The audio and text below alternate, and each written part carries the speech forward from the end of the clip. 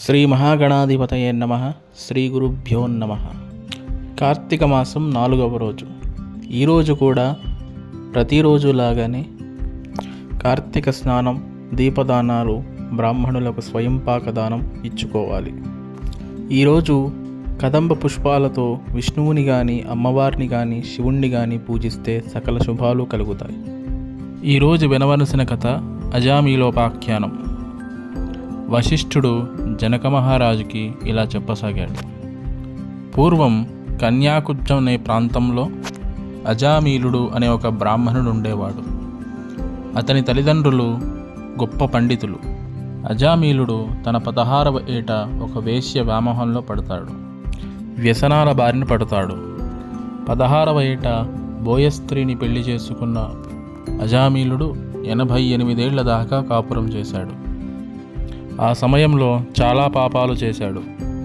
దొంగతనాలు చేశాడు, హత్యలు చేశాడు, బ్రహ్మహత్య చేశాడు, మద్యపానం, మాంసాహారం తిన్నాడు. అతనికి చాలామంది సంతానం ఉంటారు. తన చిన్న కుమారుడికి నారాయణ అని పేరు పెడతాడు. అజామీలుడి ఆరోగ్యం కృంగి కృషించిపోతుంది. అతను మంచాన పడతాడు. ఇక అజామీలుడికి పోయే కాలం దగ్గర పడుతుంది. అంత్యకాలంలో 3 యమకింకరులు అజామీలుడిని తీసుకువెళ్ళడానికి వస్తారు. వాళ్ళని చూసి భయపడిన అజామీలుడు తనకిష్టమైన తన చిన్న కుమారుణ్ణి తలుచుకుంటాడు. 3 సార్లు నారాయణ నారాయణ నారాయణ అని పిలుస్తాడు. వెంటనే వైకుంఠం నుంచి పుణ్యశీలుడు, సుశీలుడు అని పిలువబడే 2 దివ్యపురుషులు వచ్చారు. యమకింకరులు అజామీలుడి ప్రాణం తీయడానికి యమపాశం వేసి లాగుతుండగా పుణ్యశీలుడు, సుశీలుడు ఆ పాశాన్ని కత్తిరించి వేశారు. అప్పుడు యమకింకరులు విష్ణుదూతల వైపు తిరిగి, వీడు పరమ పాపాత్ముడు, ఎందుకు మీరు అడ్డుకుంటున్నారు?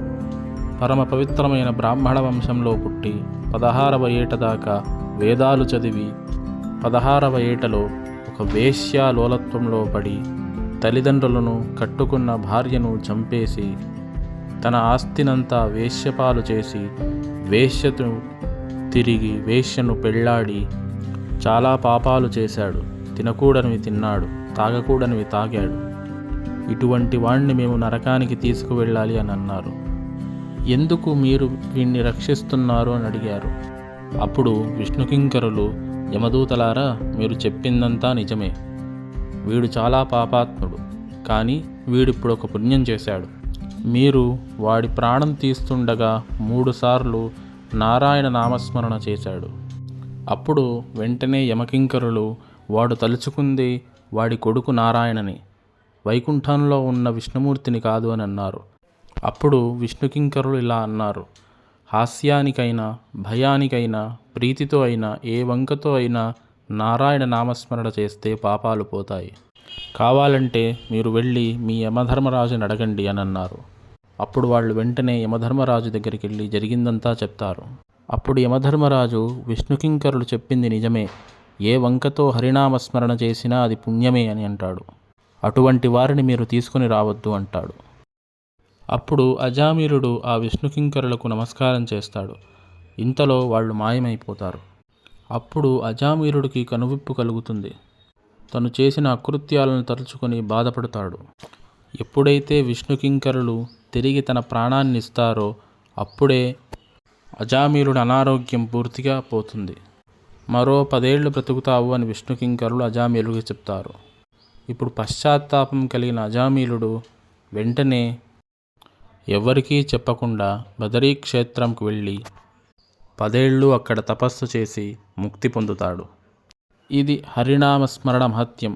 4వ రోజు ఎవరైతే ఈ కథ వింటారో వాళ్ళు అంతవరకు చేసిన పాపాలన్నీ పోగొట్టుకుంటారు. ఈరోజు ఇంకో విశేషం కూడా ఉంది. అదే నాగుల చవితి. పూర్వం నాగులను అదుపులో పెట్టడానికి శివుడు తన మనస్సంకల్పం చేత ఒక అమ్మాయిని పుట్టిస్తాడు. ఆవిడే మానసాదేవి. ఆ మానసాదేవి పుట్టిన తిథియే కార్తీక శుద్ధ చతుర్థి.